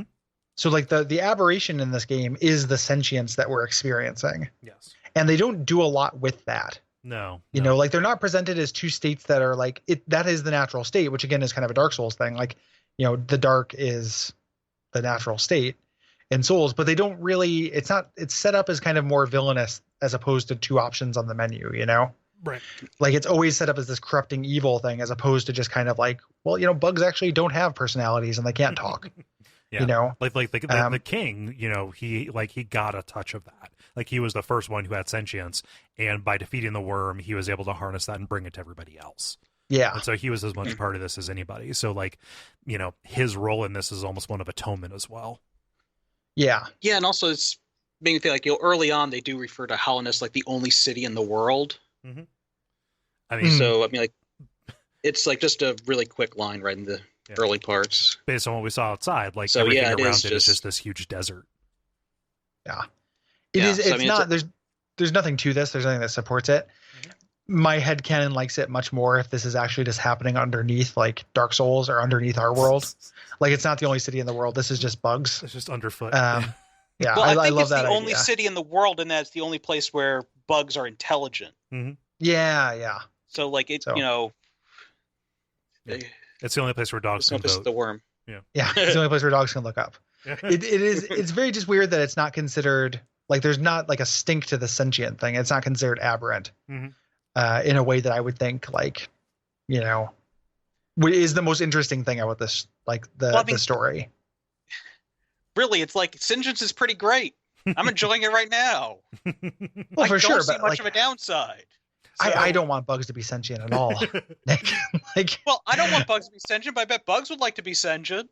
Yeah, that's probably true. But I don't care about what bugs want. Yeah. It's just it's the like that is true. Like, I guess that's true. I do not care about their right to self-govern. Um, let's just pull from Andy Daly here and say, life, in some ways, it's all that we have. But is it really that great? yeah. Yeah. Yeah.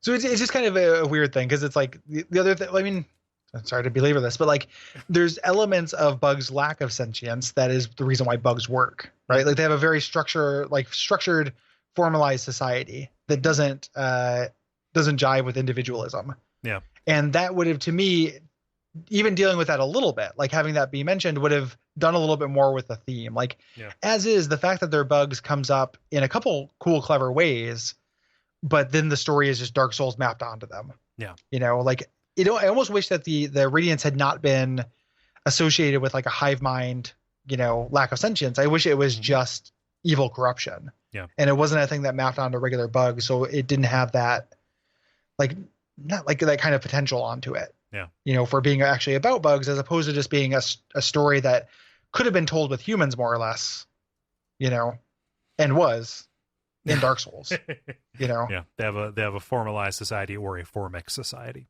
Yeah. Take your pick.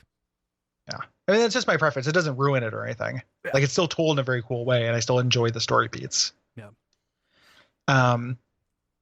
The other area you can go to, and you probably spent a bunch of time here beforehand, Fog Canyon, but this is where the last dreamer is that we're going to deal with. Yeah. Yeah. So to get to everything, you need the King's Brand and the Abyss powers. You don't need the Abyss powers to get to this last dreamer. Right. But you're going to find this is probably the first Abyss wall I ran into. Yeah. And you just have to dash through it. Yeah. Weirdly, this is full of jellyfish, like sky jellyfish, which are not bugs. They just ran out of bugs. Yeah, I really don't know what these things are doing here. Yeah, it looks cool. Like I love me a jellyfish, but yeah. And they got those neat ones that when you smack them, their brain flies out and then comes back at you and explodes. Yep.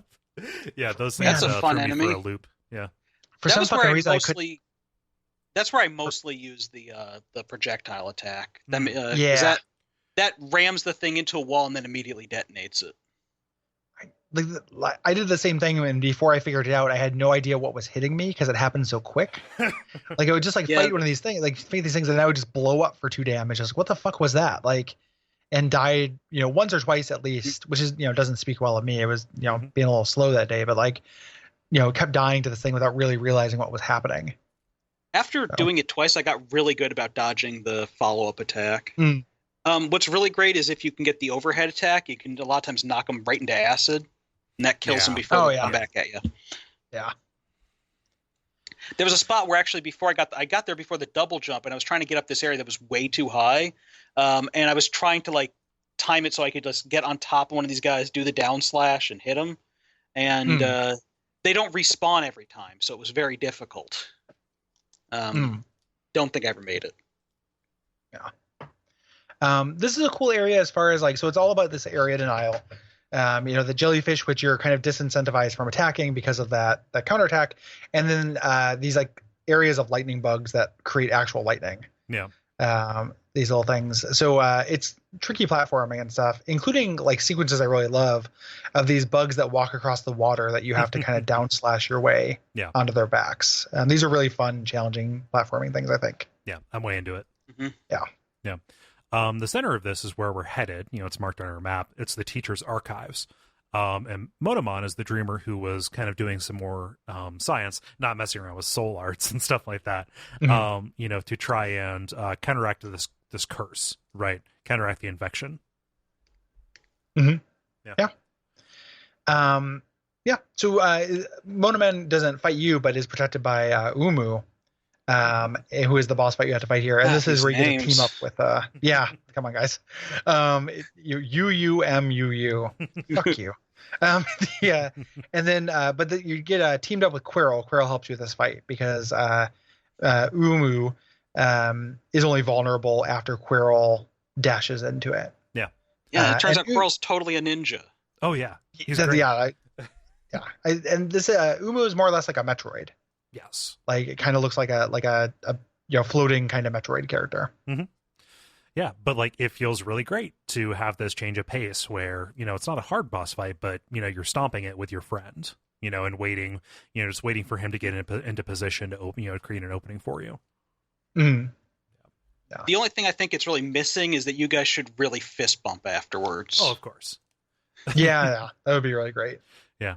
But what I like about this is, so Quirrell, we learn a little bit more. Like he's lost his memories, because of this progressing madness. But he had a role in helping seal Monomon away, and he's actually an old guy. So in spite of his advanced age, he is here kicking ass with you. Mm-hmm. Yeah. Also, pretty he's cool. apparently been wearing Monomon's mask as a hat. Mm-hmm. Yeah. It leaves it there when you slay him. Yeah. Pretty cool. Yeah. This is the final seal. Yeah. She isn't like laying on a plinth. She has actually sealed herself away inside of a tank, as you do. Yeah. She's in a jar. It's all jars. Yeah. So there are a couple of optional areas that we can go to that don't add up to an awful lot. I think the Queen's Gardens is really cool. The Howling Cliffs is just another excuse to do an obstacle course. Yeah. It's outside and get some more essence if you're doing that optional ending.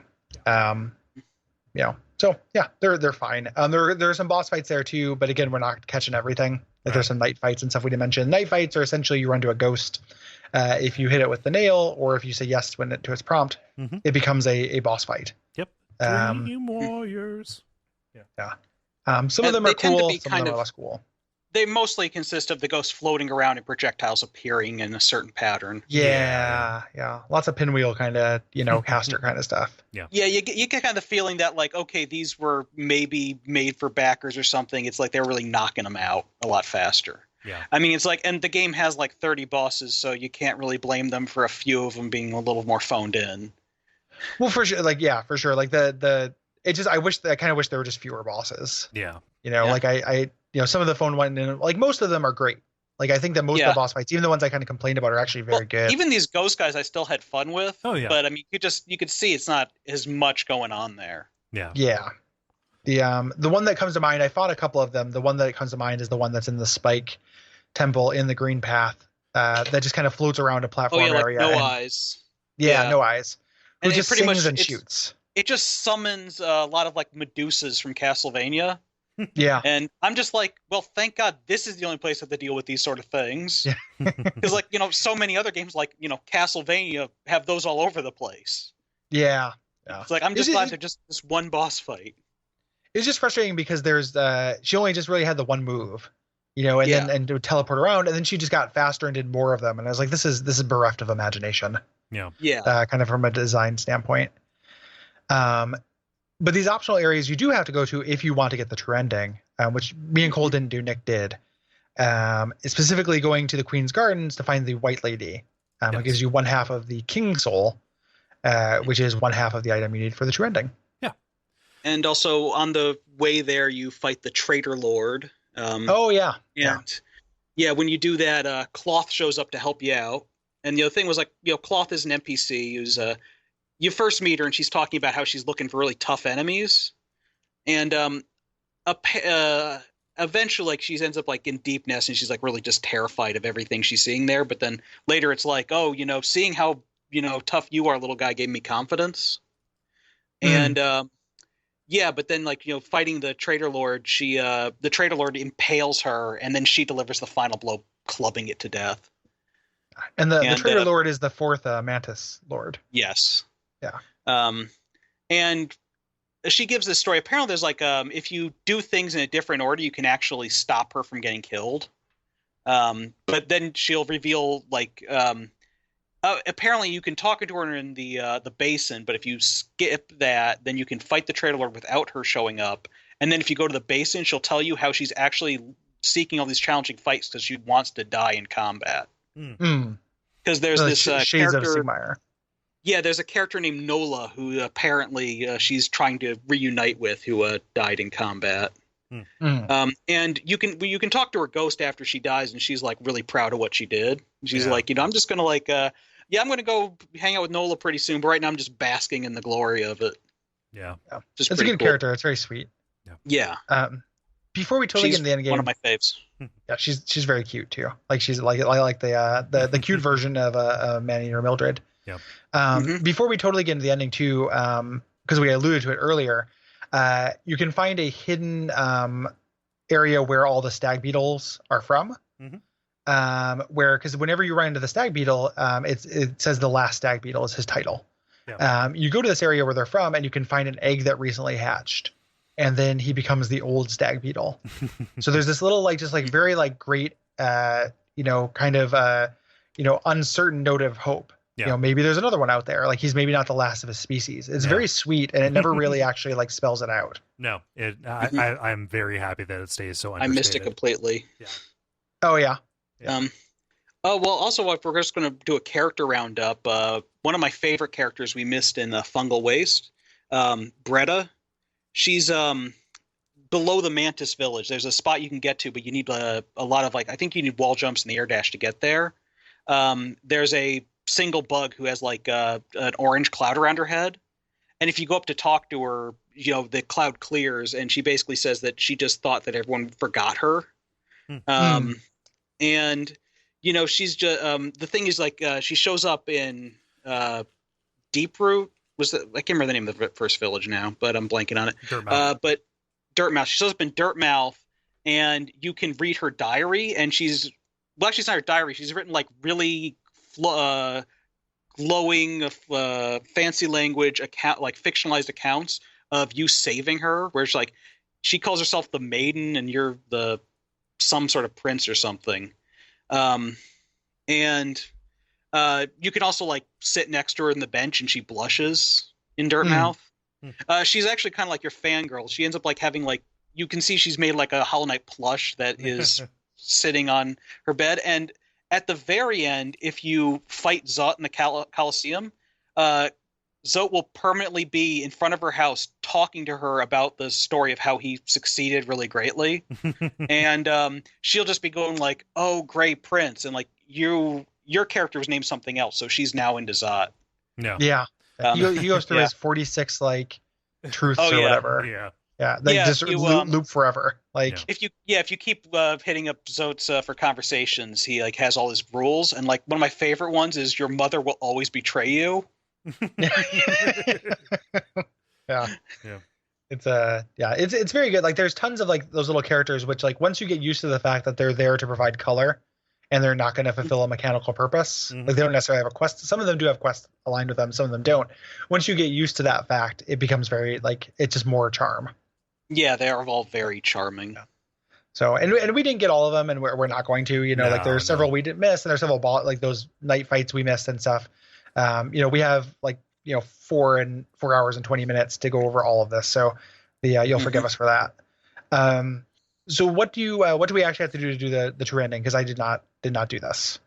Okay, well, after you talk to the white lady, she's going to give you half of a white crest, which is one half of a charm you need to beat the game. Then you have to go get 1,800 essence for your your dream nail. And that means mostly fighting ghost bosses, and you can refight the Broken Vessel, the Soul Master, and the Failed Knight. When you fight those guys, they'll actually have a brief message where they talk about where they failed. Because I really like in the Failed Knight, he's talking about how he's unrepentant for stealing the armor and killing the person inside it. Because he thinks you need strength to protect those close to you. But then he's kind of lamenting that strength wasn't enough because, you showed up and killed his friends. I mean, that's where you find his corpse and can, use the Dream Allen to fight again. You probably killed his friends when you got there.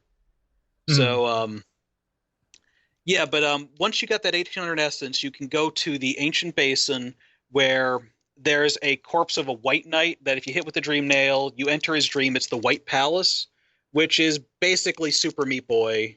Very difficult platforming, very long. A lot of the palace is full of big spikes and saw blades, as a palace would be.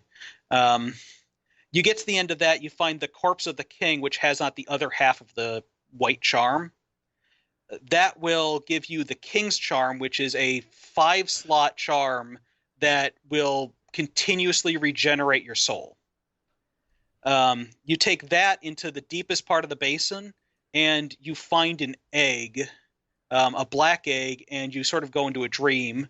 Then you have to climb out of the abyss again, and you see this brief scene where it's the king is taking out the original Hollow Knight, who looks a lot like you. He's like a small guy then, and he's walking out with you, and then basically you fall off the cliff back into the abyss, and you have to climb out of it again, except this time for real because it's not a dream. And then you fight the boss like you would. So yeah, long, difficult thing. Yeah, it's worth anybody who's listening to this to look up video of the White Palace, even if you're not going to do it, because it's excruciating looking. Like, I did it once, and I wanted to do a second 100% playthrough, but I got there and it was a wall for me second time. Yeah. It's it looks very annoying, and that's why people want you to have the regeneration charm then, because it's like if you get hit, you want to wait and regenerate because there aren't very many opportunities to get soul, and you're just going to. I found another combo that gives you near infinite soul, because if you combine, there's one that makes spells cost less, ones that makes healing do more, one that gives you one that gives you soul whenever you get damaged. If you combo them all, you can get you basically you heal less often, but you heal 2 times, 2 pieces of health at once, and it's a little faster. But yeah, the really the hateful thing about the White Palace isn't really the jumping challenges. There's a lot of very precise timing ones where it's just like you have to walk these number of steps, then a spike comes out of the ceiling, then they walk another before spikes come out of the floor. It's very difficult to get the spacing right on those. Really freaking annoying, because the jumping stuff you can usually get through after 6-7 attempts. It's real tricky, so it's hard to recommend. The once you've done all that and you have that version, you actually go to that final egg we were talking about. In the very beginning, up in the infected crossroads, which have changed. I don't think we mentioned that, but now there's goop everywhere and there are harder versions of enemies. When you get there, it's broken. You can get inside now. There's a bench. Hornet will be waiting outside if you met certain criteria. I think just if you are on track to get to the final game, final boss. And she's basically just telling you, it's she says that she can't go in because it's made for your kind, not hers. Right. And so she couldn't stay in there, but she'll show up when the time is right. Yeah. Which she does. During a fight with the titular knight. Yeah. I mean you are a Hollow Knight as well, but this is the actual other Hollow Knight. Yeah. I just call him Big Hollow and Little Hollow. Yeah. Big H. Yeah. But he's been in there and he's been, kind of twisted around and he's got this infection. And this is kind of a pathetic duel, a little bit like Gwyn or, True King Allant or whatever. He is aggressive, but he's kind of equally fighting you and the infection inside of him. Yeah. And this is not an ultra hard fight. Nope. In comparison to things we've done, this is actually pretty easy, which is supposed to be your hint. It's not the real fight. You're supposed to, that was too easy. There's got to be more to it. As it is, it's it's a pretty fun fight, but it gets easier as it goes instead of harder, which I love. Yeah. That's, again, things that Dark Souls 1 understood that, Dark Souls 3 does not. He starts doing the work for you because he starts stabbing himself. Yeah. To get the infection out. It's very pathetic. It's very, he is a figure of sadness and the music gets sadder and stuff. It's really great. Well, I've seen there's some disagreement on why he's stabbing himself, but yeah. Because some people think it's the infection trying to spread. Yeah. Because really, once the vessel shatters, the infection gets out. So yeah, it depends who you think's in control. Yeah. He's it's very cool. Yeah. And the as eventually have to kill him if you don't have if you haven't done those optional requirements, you just kill him. And you get the first kind of ostensibly bad ending. With nothing there, you kind of take its place. Yeah. So you get stuck in the egg. The chains whip out and hold you in place, and the seal closes up again, and you will suffer a similar fate. Yes, and it feels very similar to taking Gwyn's place. Again, just in this kind of mapping. It's not exactly 1-to-1, but it feels very similar. If you did all the requirements that you have, after you get him down when he's about to die, Hornet will pop down, hold him, say "get good," which like that's bonkers. Like I watched it online because I didn't do this. I'm like, did you fucking say "get good"? And it sounds a lot like "get good" or something, but it's like it's not clearly English. It's like I think that gibberish talk. Yeah, so yeah. It just sounded like "get good" to me, which I was just like, it isn't come on, guys. So... It holds him, and then if you just kill him at that point, you get the second bad ending. Yeah, that's what I did, because I did not like, even though the wheels of light were coming out of the dude's forehead, I did not get the obvious clue you're supposed to use the dream nail. Right. The second bad ending doesn't really make a lot of sense, because you get basically the exact same ending, except that now a crest of like Hornet's head shows up on the door indicating that she's now a dreamer, but like she's locked in there with you. Yeah. So how could anyone ever open it up? Well, I think that's the point. I think that's the sadder version of it, is that like nobody with you won't have her guidance or anything. So like the world is true and forever fucked. Yeah, and nobody can get inside. So you lock the key in the car, and so like the infection will continue seeping out. Yeah. Well, except maybe not for a while, because you're a better vessel. Yada yada. But yes, like you put it off for a little while, but it is inevitable that it will go to the void. Yeah. Not the void, the dark, not the dark, the infection, whatever. But it's just, it's inevitable. Like there's no hope. That second bad ending. The good ending is you use the dream nail on him. You go into his head and you fight the ultimate, ultra, hard real final boss, the Radiance. Yeah. Which is this very large, like background kind of floating caster sprite. That is a 5-phase boss fight. Definitely the hardest boss in the game. Yeah. Every move this is ridiculous. Yeah, everything hits for 2. It's very bullet helly. Yeah. Works in a platforming challenge as you chase her up. It's like you're chasing Kefka. That is really the worst part, because like you basically expect like this is getting like Metroid, like, oh, I'm going to do the escape now, except there's lasers coming down at you. You don't have time to heal. Basically, one hits you, like it either kills you outright or it knocks you off a platform. It's like it's really hard to come back from. Yeah. And it's like it's not. I don't think it'd be that difficult on its own, but the fact you have to go through so much to get there makes it really tough. Yeah, this is not the fight I would want from this, and I would not want to do all the things it wanted me to do. Like it feels a little bit much to get this. So I watched it online. I don't think there's any shame in that if anybody played this and got the regular, kind of shitty ending. If you want to watch this online, you can kind of see how it articulates. Yeah. And you get ending 3 when the infection is defeated. Yeah. However, it took your sacrifice. Hornet finds your cracked mask. Yeah. Additionally, the shade of the original Hollow Knight comes in and creates the opening for you. Oh yeah. Yeah, because actually, like, there's a final like part of the cinematic is like your blackness is encroaching on the level where Radiance is, and these tentacles are trying to grab at it, and eventually they end up holding it still, and then the ghost of the other Hollow Knight ends up like holding open its eye slit.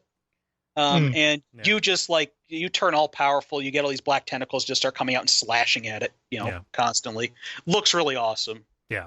It's a cool moment. Yeah, for sure. And that's Hollow Knight. There's one little actual weird little hidden ending just to mention for completionist's sake. If you keep finding this old mushroom in different places, you get a little like coda with him, but that's just a joke. Yeah.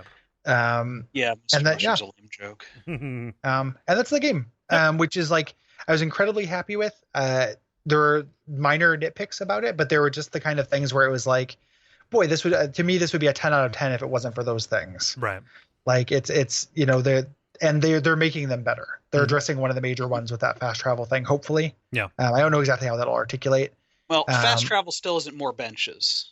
So yeah, that's true. Like it won't be all my issues. Yeah. It's just one of them. So, but it's so good, and it's so close to firing on every single cylinder. Yeah, I don't know that I have anything by way of final thoughts, but it is an unreserved recommendation. Like it's coming out on Switch. I think it's coming out on PS4. Like, you can get it on PC. It's not actually no, it is on Mac. So play it there too. Like, just go for it. It's like $15. It's a tremendous game on pretty much every level.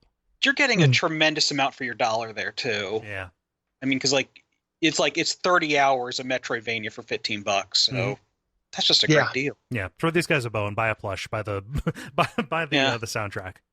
Yeah. Very, very good. And very, it's real nice to, have Bonfireside Chat end on a positive note, something that because this has been kind of a dire off season. Yeah. Like I like Hyper Light Drifter. Like I love Momodora. I like Hyper Light Drifter. Other than that, I don't like the other games we did. And I don't feel bad about that, but it is more fun to have something where it's like, oh, this is how you do it. Yeah. It feels good to be reminded that it's possible to actually get what I love. Have other people who loves what I love about Dark Souls rather than loving, what they love about Dark Souls, which is fine, but it's just not what I love. Right. This So captured I feel all the cool stuff. Yeah, I feel akin with these people. They appreciate this thing in the same way I do. Yeah. And that's a great feeling.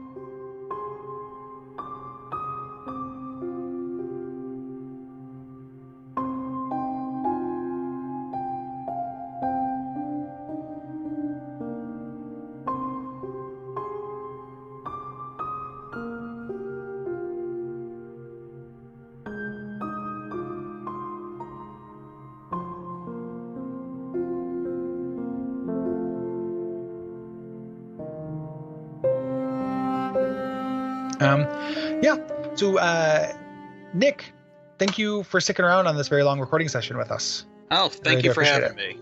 Yeah. Where can people find you online? LashkeyKingdom.com. That's my webcomic. Fantasy Adventures. Right now I'm doing this weird thing on there where I'm actually rolling dice every day to see how well some adventures do in a dungeon. That's interesting. Yeah. I'm copying it from a different artist, but yeah. I'm still idea. drawing it all, so it's work. I'm still rolling dice. Although people think I'm cheating because there's been way too many 20s for what you'd typically expect. Also, I guess just if you want to see my stuff, Psych with a 5 on Twitter, P5YCH. Mm-hmm. Yeah, I recommend it. Checking it out. Yeah. Cole, where can people find us? People can find us at Duckfeed.tv, or if they want to support us, go to patreon.com/Duckfeed.tv. We've, by this point, I'm sure announced some all of the changes that are happening to that, to our Patreon. They're all exciting. So go and check that out. Yeah. And stay tuned for the, if you are a Patreon backer at the level where you got a question or prompt for Bonfireside Chat After Dark, those episodes are coming as part of our Victory Lap season. Watch your inbox for the forum for that. Check out last episode where we talked about kind of the details of that. There'll also be information in your inbox. Yeah. Make sure you get back to us so we can make sure you're represented there. And we're looking forward to, this show is ending, but me and Cole are not ending, and we're doing other things that I think that you guys will like. So, look forward to seeing you guys over at the over and Watch Out for Fireballs Land. Yeah. Join us. It's been a long session. We have miles to go before we sleep. So I think we'll end it there. Yeah. So until next time, don't you be going Hollow Knight, or do be. Yep. Go to Hollow Knight. Do be to have. Buy Hollow Knight. There we go. That's it.